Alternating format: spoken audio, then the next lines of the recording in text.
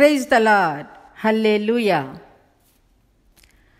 పరిశుద్ధ గ్రంథములోని దైవత్వము కలిగి ఉన్న ఈ జీవమగల మాటలు వింటున్న వారికి అందరికీ ఆ ప్రభు యేసు నామములో నా హృదయపూర్వక వందనాలు సమర్పించుకుంటున్నానండి. హల్లెలూయా. పౌలు యొక్క జీవిత చరిత్రను మనం ధ్యానం చేసుకుంటూ ఉన్నాము. పౌలు ప్రభువుని నమ్మని యూదుడు, ధర్మశాస్త్రములో ఎంతో పాండిత్యం గడించినవాడు. అయినా ప్రవక్తల లేఖనాలలో వ్రాయబడిన ప్రభును గురించి ఎరుగనటువంటి వాడు. పౌలు క్రైస్తవ ద్వేషి, క్రైస్తవులను వెతికి శిక్షించేవాడు. అలాంటి పౌలు తన 33వ సంవత్సరంలో దమస్క్ దగ్గర ప్రభు దర్శనం పొందుకున్న తరువాత 31 సంవత్సరాలు ప్రభు పరిచర్య కొరకు పాటుపడ్డాడండి. ఆయన జీవితము ఎన్నో మలుపులు తిరిగింది. పడరాని పాటలు పడ్డాడు. ఎన్నో వేదనలు భరించాడు. చెరసాలలో ఖైదీగా ఉన్నాడు. అయినా పౌలు ఎక్కడా కృంగిపోలేదు, నిరాశ నిస్పృహ పడలేదు. ప్రభువుని ఆశ్రయంగా చేసుకుని ఆత్మధైర్యంతో తన జీవిత యాత్రను కొనసాగిస్తూ ఉన్నాడు. పౌలు జీవించిన జీవితాన్ని మనం తెలుసుకుంటే ఎన్నో జీవిత సత్యాలు గ్రహించగలుగుతామండి. మన జీవితాన్ని, మన కుటుంబాల్ని దేవుని సన్నిధిలో కట్టుకొని ఆశీర్వాదాలు పొందుకుంటాము. ఎన్ని సమస్యలు వచ్చినా పౌలులాగా ప్రభు వైపే చూస్తూ అన్నీ పరిష్కరించుకొని ముందుకు సాగిపోతాము. ఆ పరమతండ్రి మానవులను ఎంతగానో ప్రేమించిన ప్రేమామయుడు. అందుకనే పౌలుని అన్యజనుల రక్షణ కొరకు ప్రత్యేకంగా ఏర్పాటు చేసుకున్నాడు. ఆ తర్వాత ప్రభు పరిచర్య కొరకు పౌలుకు ఎన్ని కష్టాలు కలిగినా వెనక్కి తిరిగి చూడలేదండి. ఆయన్ని నమ్మకంతో, విశ్వాసంతోనే ఆశ్రయించాడు. ప్రభువు ఆయన ఆశ్రయించిన వారికి ఏమీ తక్కువ చేయడు.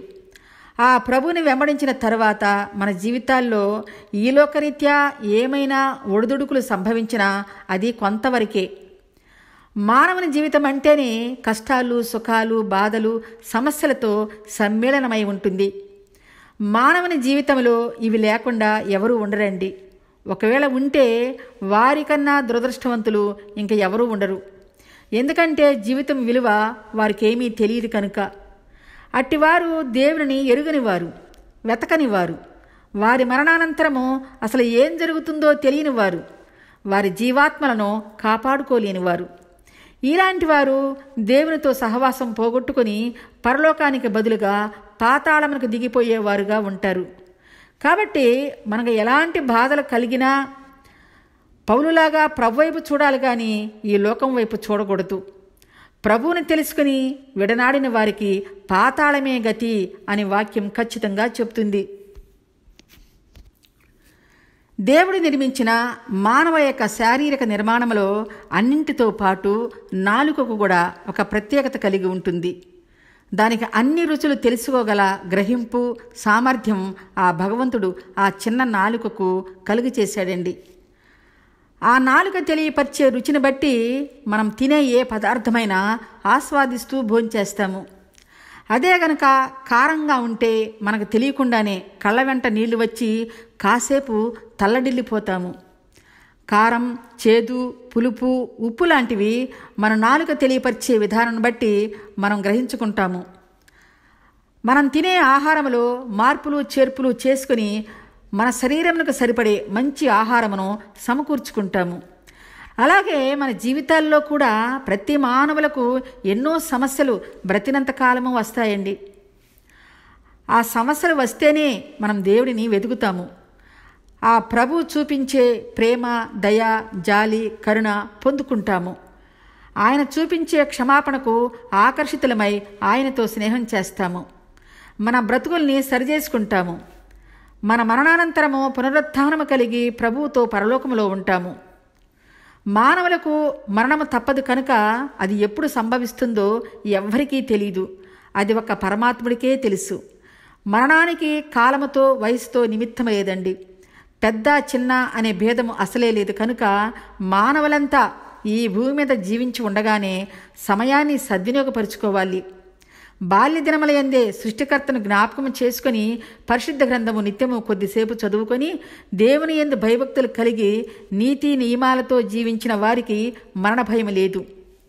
మానవుడు ఈలోకరీత్యా చనిపోయినా ఈ శరీరం మాత్రమే కుళ్ళి మట్టిలో కలిసిపోతుంది. దేవుడు మానవుని యొక్క శరీర నిర్మాణమును మన్నుతో చేశాడు కనుక మన్ను మన్నులోనే కలిసిపోతుంది. కానీ ఆత్మ అనే ప్రాణము దేవుని ఊపిరి కనుక అది జీవము గలది, దానికి మరణమే లేదు. మానవులు ఈ లోకములో జీవించిన విధానాన్ని బట్టి పరలోకమున గాని నిత్య నరకాకిని గాని చేరుతుంది. ప్రభువుని తెలుసుకుని ఆయన ప్రేమ మార్గములో సత్యవర్తులై జీవించిన వారికి ప్రభువు చెంత పరలోక భాగ్యం కలుగుతుంది. యేసుక్రీస్తుని గురించి ఎంత చెప్పినా వినని వారికి నిత్య నరకం, అగాధమైన పాతాళ లోకం. అక్కడ అగ్ని ఆరదు, పురుగు చావదు. ఆకాశం యొక్క ఎత్తు, పాతాళం యొక్క లోతు ఎవరూ కనుగొనజాలరు.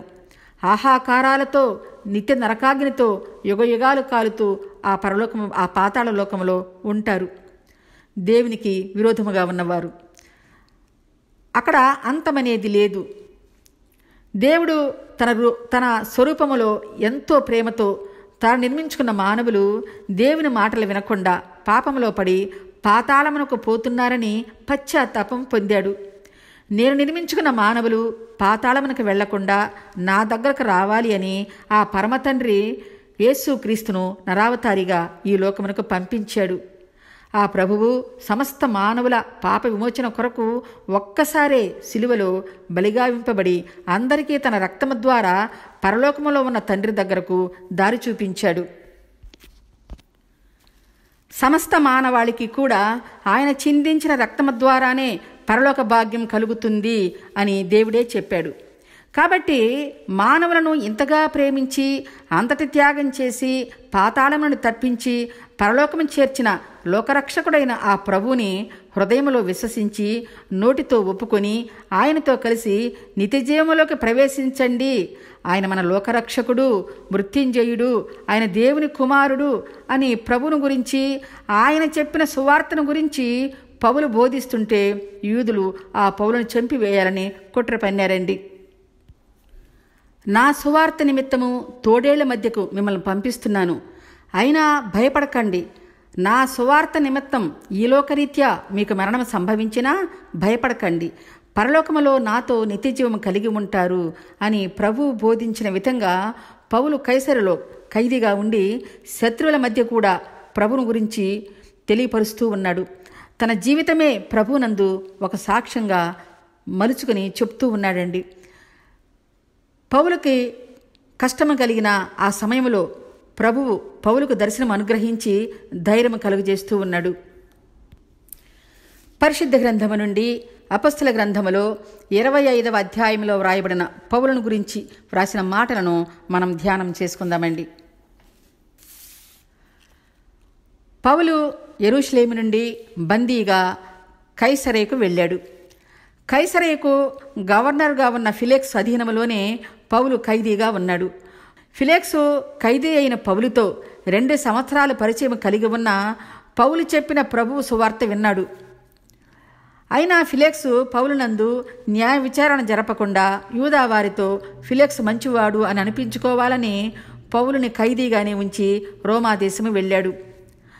ఆ తర్వాత అధికారమునకు వచ్చిన ఫేస్తు కైసరయలో 3 రోజులు ఉండిన తరువాత యెరూషలేమునికి వచ్చాడు. ఫేస్తు కైసరయ నుండి యెరూషలేమునికి వచ్చాడని యెరూషలేములోని యూదులలోని ముఖ్యులు, ప్రధాన యాజకులు తెలుసుకుని ఫేస్తును కలుసుకోవటానికి వచ్చారు. పౌలు మీద అనేకమైన నేరములు మోపారు. అతన్ని ఎలాగైనా యెరూషలేమునకు పిలువనంపించండి అని యూదులు మనవి చేసుకున్నారు. ఎందుకంటే పౌలుని ఎలాగైనా యెరూషలేమునకు వచ్చేటప్పుడు చంపివేయాలని ఆలోచన కలిగి ఉన్నారు కనుక పౌలుని యెరూషలేమునకు పంపించండి అని అడిగారు. అప్పుడు ఫేస్తు, పౌలు కైసరయలో కావలిలో ఉన్నాడు, నేను తొందరలోనే కైసరయకు వెళతాను.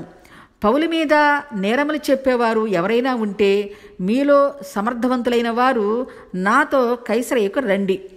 పౌలునందు ఏమైనా తప్పులు ఉంటే న్యాయ విచారణ జరపవచ్చు అని ఫేస్తు వారికి సమాధానం ఇచ్చాడు. ఆ తర్వాత ఫేస్తు 10 దినములు యెరూషలేములో గడిపిన తరువాత కైసరకు వచ్చాడు. వచ్చిన మరు రోజున న్యాయపీఠం మీద కూర్చొని ఖైదీ అయిన పౌలుని తీసుకుని రమ్మని సైనికులకు ఆజ్ఞాపించాడు. అప్పటికే ఆ న్యాయసభలో యెరూషలేము నుండి వచ్చిన యూదులు కూర్చుని ఉన్నారు. న్యాయసభలోకి పౌలు రాగానే అక్కడ ఉన్న యూదులు పౌలు చుట్టూ నిలిచి పౌలుపై అనేకమైన నేరములు, భారమైన నేరములు మోపారు. కానీ ఏ ఒక్క నేరము కూడా పౌలునందు రుజువుపరచలేకపోయారు. అప్పుడు దేవుని ఆత్మ కలిగిన పౌలు వారితో మాట్లాడుతూ ధర్మశాస్త్రమును గురించి కానీ, దేవాలయమును గురించి కానీ, కైసరుని గురించి కానీ నేను ఎంత మాత్రము ఎప్పుడు కూడా తప్పుగా మాట్లాడలేదు అని ఫేస్తుకు విన్నవించుకున్నాడు. ఫేస్తు యూదులతో మంచివాడుగా గుర్తింపు పొందుకోవాలనే కోరిక కలవాడై పౌలుతో మాట్లాడుతూ, నీవు యెరూషలేమునకు వచ్చి అక్కడ నా ఎదుట ఈ సంగతులను విమర్శించటం నీకిష్టమేనా అని ఫేస్తు పౌలుని అడిగాడు. అందుకు పౌలు వెంటనే స్పందించి, నేను కైసరు న్యాయపీఠం ఎదుట నిలబడి ఉన్నాను. నేను విమర్శింపబడవలసిన స్థలము ఇదే. నేను యెరూషలేములోని యూదులకు ఏ అన్యాయము, ఏ నేరము చేయలేదని తమరికి బాగుగా తెలుసు. నేను ఏమైనా న్యాయము తప్పి తగిన నేరము ఏదైనా చేసి ఉంటే మరణముకు నేను వెనుదీయను. వీరంతా నా మీద మోపుచున్న నేరములలో ఏదీ నిజం కాదు కనుక నన్ను వారికి అప్పగించటం ఎవరి తరమూ కాదు. నేను కైసరెదుటే చెప్పుకుంటాను అని పౌలు ఫేస్తుకు మనవి చేసుకున్నాడు. ఫేస్తు పౌలు మాటలు విని సభలో ఉన్న వారితో ఆలోచన చేసిన తరువాత పౌలుని చూస్తూ, నీవు కైసర ఎదుట చెప్పుకుంటాను అని నీవు మాట్లాడావు కనుక నీవు కైసర దగ్గరకే నిన్ను పంపిస్తాను అని ఫేస్తు పౌలుతో చెప్పాడు. పౌలు కైసర నుండి యెరూషలేమునకు వచ్చేటప్పుడు మార్గమధ్యంలో యూదులు కాపు కాసి పౌలుని చంపాలని ఆలోచన కలిగి ఉన్నారని ఫేస్తుకు తెలీదు. కనుక నీవు యెరూషలేము వచ్చి అక్కడ నా ఎదుట న్యాయ విమర్శ జరపమంటావా అని అడిగాడు. యూదులు ఎలాగైనా పౌలుని చంపాలని చూస్తున్నారని పౌలుకు తెలుసు కనుక నేను యెరూషలేమునకు రాను, నాకు ఇక్కడే న్యాయ విమర్శ జరగాలి అని పౌలు ఫేస్తుతో అన్నాడు. ఆ తర్వాత కొన్ని రోజులకు ఫేస్తును దర్శించుకోవటానికి అగ్రిప్పరాజు, అధిపతి అయిన బెర్నీకేయు కలిసి కైసరయ్యకు వచ్చారు. వారిద్దరూ ఫేస్తుతో కలిసి కొన్ని రోజులు కైసరయ్యలో గడిపారు. ఒకరోజు ఫేస్తు పౌలుని గురించి అగ్రిప్పరాజుకు తెలియపరిచాడండి. అగ్రిప్పరాజా, ఇక్కడ నాకంటే ముందుగా ఉన్న ఫిలెక్సు పౌలు అనే ఖైదీని న్యాయ విమర్శ జరపకుండా ఇక్కడే విడిచిపెట్టి వెళ్ళాడు. నేను యెరూషలేమునకు వెళ్ళినప్పుడు అక్కడ ఉన్న యూదులు, మత పెద్దలు, ప్రధాన యాజకులు అందరూ నా దగ్గరకు వచ్చి పౌలుపై అనేకమైన నేరములు చెప్పి అతన్ని వెంటనే శిక్షించాలని వారంతా నాకు విన్నవించుకున్నారు. ఒక వ్యక్తిపై నేరములు మోపిన వారు కానీ, ఆ నేరములు మోపబడిన వాడు కానీ ఒకరి ఎదుట ఒకరు ముఖాముఖిగా వివాదము జరుపుకొనుట న్యాయము కనుక యూదులు పౌలుని అప్పగించమని నన్ను అడిగినా నేను దానికి సమ్మతించలేదు. ఒకరి ఎదుట ఒకరు న్యాయ విమర్శ జరిగిన తరువాతే ఆ ఖైదీని మీకు అప్పగించుతాను అని యెరూషలేములోని యూదులకు నేను తెలియపరిచాను. ఆ విధంగా న్యాయ విమర్శ జరపకుండా ఒక ఖైదీని అడిగిన వారికి అప్పగించటం అనేది రోమీల ఆచారం కాదు కనుక మీలో ఉన్న సమర్థులైన వారు కైసరకు వచ్చి వివాదము తీర్చుకోండి అని చెప్పినప్పుడు వారంతా వచ్చారు. వారి మధ్య వివాదము జరిగినప్పుడు ఖైదీ అయిన పౌలునందు నాకు ఏ నేరమూ కనిపించలేదు. వచ్చిన యూదులు కూడా ఏ ఒక్కటి పౌలునందు రుజువుపరచలేకపోయారు. కానీ వారు తమ మతమును గురించి, చనిపోయిన యేసు అనే వ్యక్తిని గురించి వారి మధ్య వివాదము జరుగుతుంది. అయితే ఖైదీ అయిన పౌలు యేసు చనిపోయినా మరలా మృత్యుంజయుడై మూడవ నాడు లేచాడు కనుక ఆయన చనిపోలేదు, ఆయన పునరుత్థానుడు, ఆయన సజీవుడు అని పౌలు చెప్తున్నాడు. అక్కడ ఉన్న యూదులంతా పౌలుకి వ్యతిరేకంగా యేసు చనిపోయాడు, ఆయన అసలు దేవుని కుమారుడు కాదు, మృత్యుంజయుడు కాదు అని వారి వాదన. వీరి వివాదములు విని వీరికి ఏ విధంగా న్యాయ విమర్శ జరపాలో నాకు ఏమీ తోచకుండా పోయింది. అందుకని పౌలుని నీవు యెరూషలేమునకు వచ్చి వారి ఎదుట నా సమక్షంలో న్యాయ విమర్శ జరపమంటావా అని నేను ఖైదీ అయిన పౌలుని అడిగాను. కానీ పౌలు నేను యెరూషలేములో విమర్శింపబడటానికి అక్కడ వారి యందు కానీ దేవాలయంలో కానీ నేను ఏ నేరమూ చేయలేదు కనుక నేను కైసరు ఎదుటే చెప్పుకుంటాను అని బదులిస్తున్నాడు.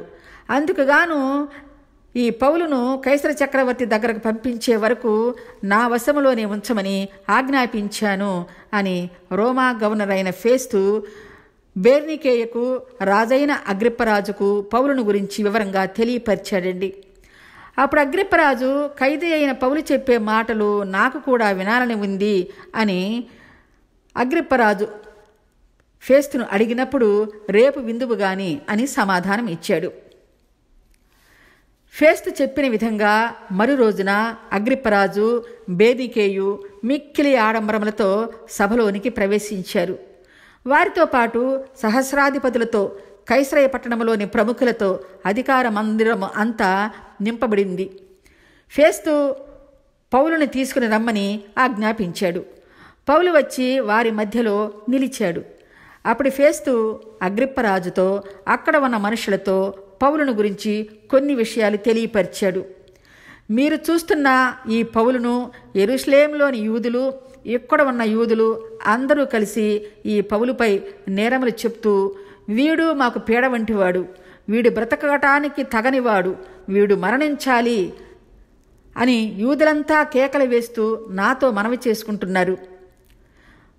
వారి మధ్య జరిగిన వివాదమును బట్టి ఈ వ్యక్తికి మరణశిక్ష వేయటానికి తగిన నేరము ఏదీ లేదని నేను గ్రహించగలిగాను.